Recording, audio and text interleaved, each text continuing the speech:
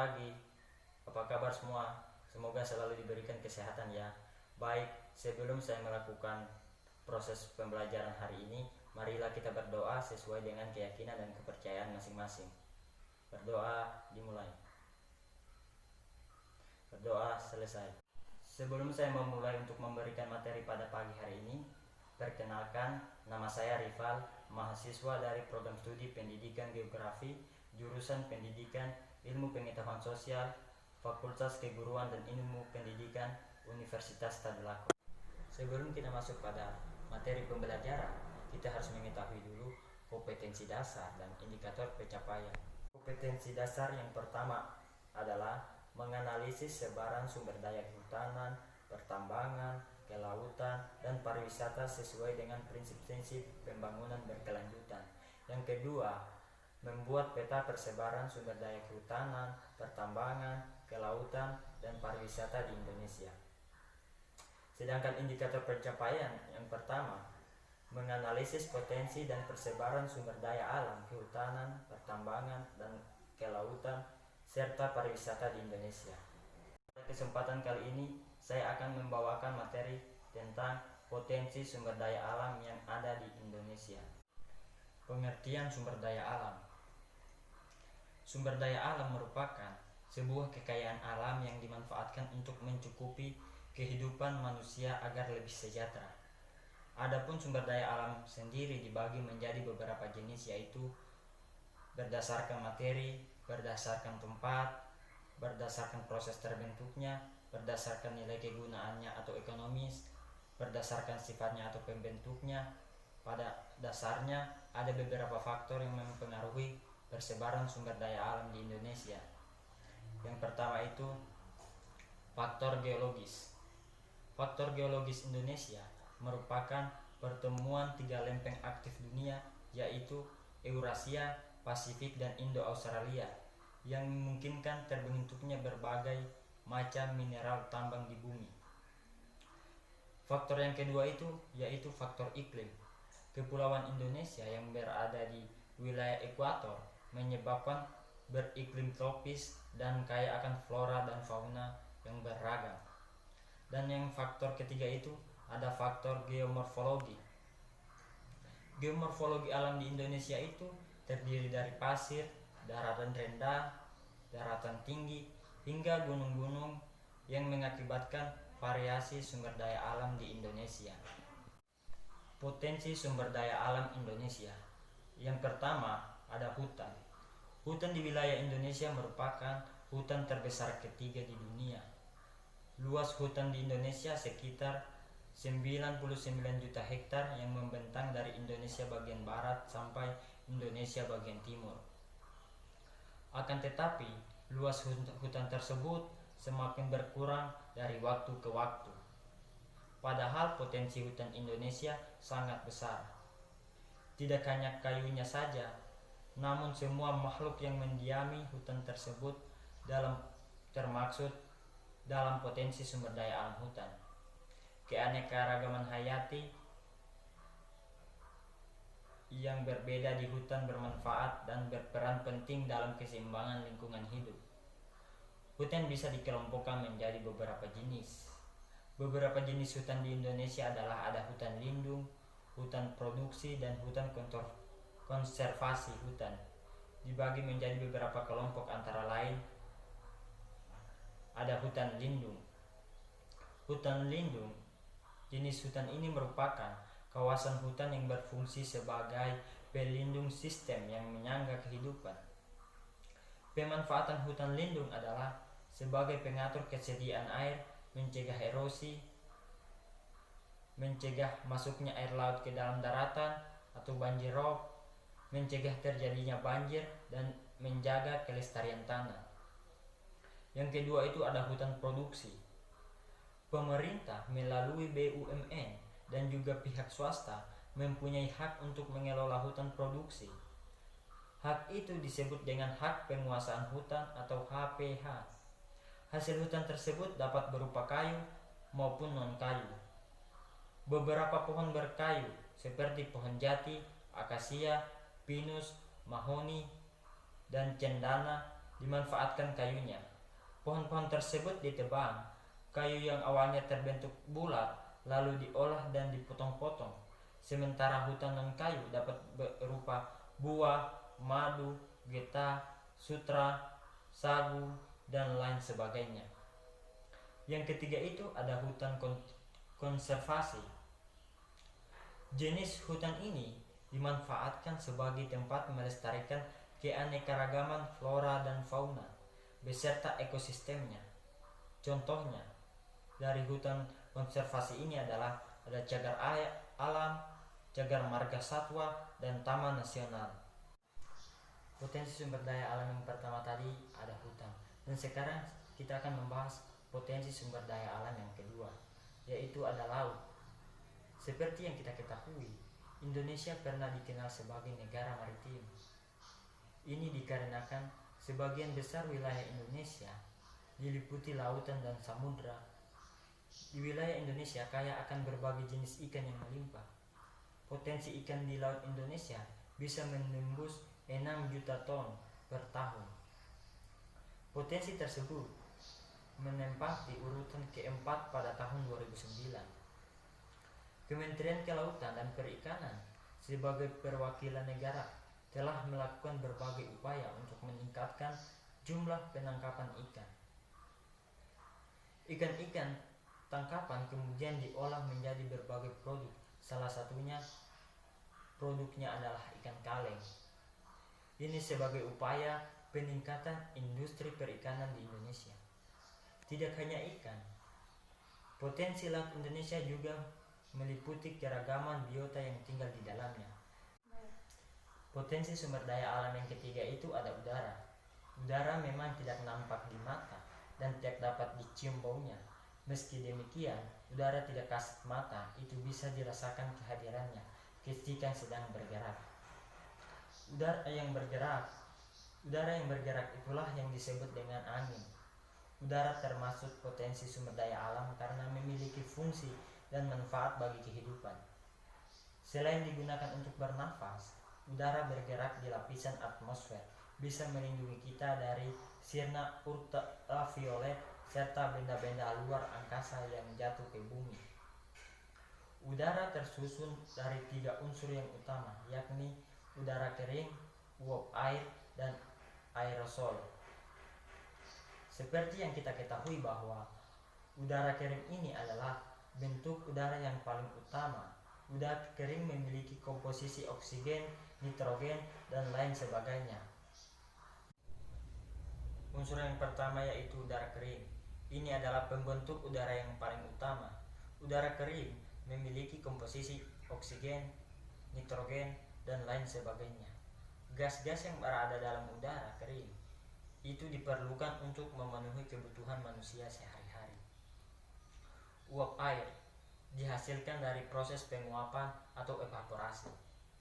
Cahaya matahari yang memanaskan air permukaan bumi seperti sungai dan laut. Air yang dipanaskan akan menguap dan uap air tersebut bergabung dengan udara. Uap air berperan dalam proses pembentukan hujan. Dan yang ketiga ada aerosol, adalah partikel-partikel berukuran kecil yang melayang di udara. Aerosol dapat berwujud nitrium klorida, sulfat, karbon, silikat, kalsium, kalium, dan lain sebagainya. Aerosol juga bermanfaat dalam proses kondensasi saat akan terjadi hujan. Yang keempat itu ada tanah. Tanah berasal dari jenis-jenis batuan yang mengalami pelapukan.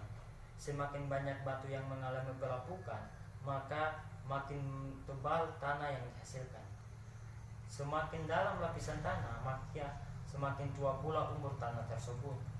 Tanah di Indonesia bisa dikelompokkan menjadi 3 menurut sifat batuan induk.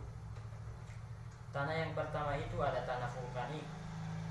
Tanah vulkanik ini terbentuk dari material hasil letusan gunung berapi. Tanah vulkanik jenis lebih subur dari jenis tanah lainnya. Tanah yang subur tersebut sangat membantu dalam bidang pertanian. Inilah sebabnya kaki gunung menjadi daerah yang cocok untuk bertani dan berkebun. Yang kedua itu tanah non-vulkanik. Nama lain dari jenis tanah ini adalah tanah tersier, yang mana terbentuk dari proses vulkanisme. Tanah non-vulkanik banyak tersebar di daerah Kepulauan Riau, Bangka, dan daerah lain di Pulau Sumatera. Yang ketiga itu ada tanah organik. Sebutan lain dari tanah organik yakni tanah humus atau tanah gambut. Tanah organik berasal dari timbunan sisa-sisa tanaman dan banyak terdapat di rawa-rawa. Tanah organik berwarna hitam dan banyak dijumpai di Merauke dan di pesisir Kalimantan. Potensi sumber daya alam yang kelima itu ada hasil tambang. Pertambangan menjadi sumber daya alam yang banyak dicari karena nilai ekonomisnya yang tinggi. 3 hasil tambang yang paling populer di Indonesia adalah minyak bumi, gas alam, dan batu bara. Ketiganya dijadikan sebagai sumber bahan bakar dalam berbagai bidang. Yang pertama, potensi sumber daya tambang yakni minyak bumi. Potensi minyak bumi, terutama di Indonesia, terus mengalami penurunan setiap tahunnya. Indonesia sudah melakukan impor minyak bumi guna memenuhi kebutuhan di dalam negeri. Pembangkit listrik di Indonesia masih banyak yang menggunakan minyak bumi sebagai bahan bakar. Yang kedua, potensi tambang gas alam. Potensi gas alam di Indonesia masih sangat banyak. Cadangan gas alam di Indonesia sekitar 2,8 triliun meter kubik. Kondisi ini menjadikan Indonesia sebagai negara pengekspor gas alam terbesar di dunia. Dan potensi yang ketiga yaitu batu bara. Negara Indonesia berada dalam urutan kelima yang menghasilkan batu bara paling banyak di dunia. Batu bara juga dimanfaatkan sebagai bahan bakar dalam sektor pembangkit listrik. Hanya saja penggunaannya masih kalah populer dari minyak bumi. Inilah salah satu peta sebaran hasil tambang yang ada di Indonesia.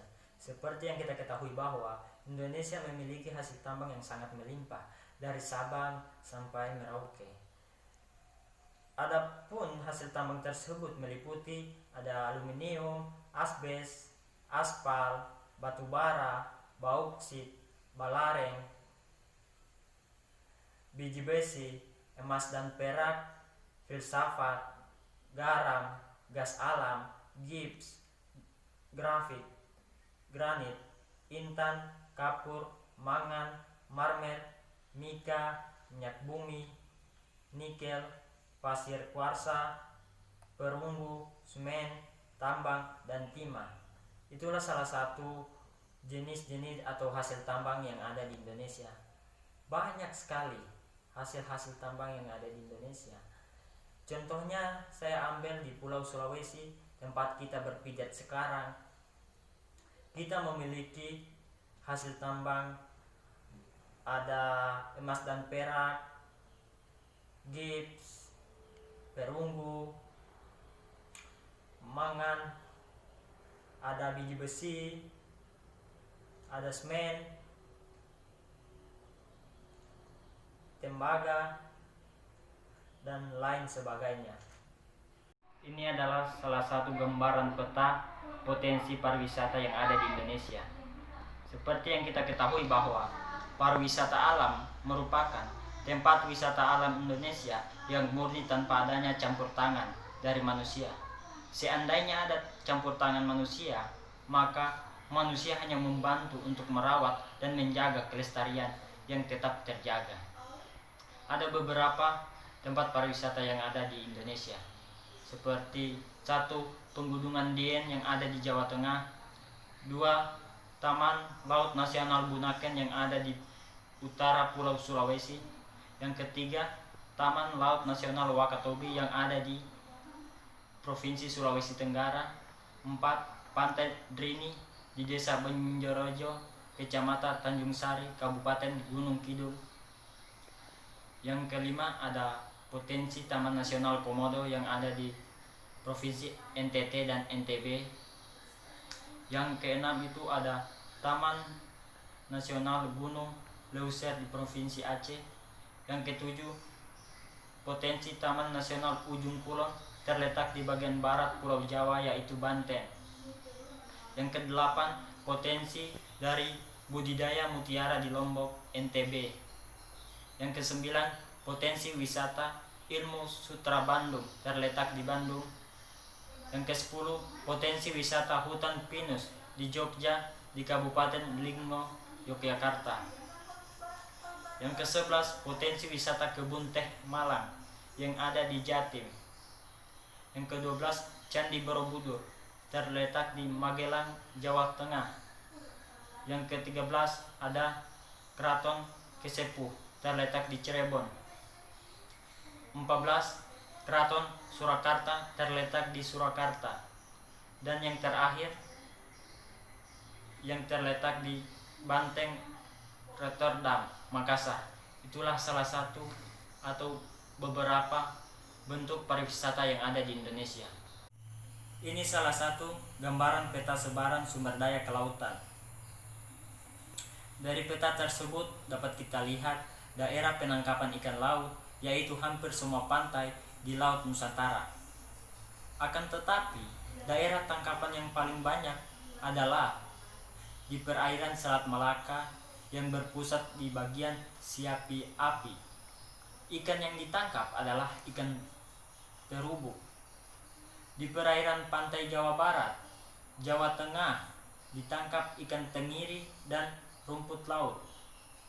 Perairan Bitung, Sulawesi Utara ditangkap ikan tuna atau cakalang atau tongkol. Perairan Kepulauan Solor dan Kepulauan Alor, Nusa Tenggara Timur ditangkap ikan paus.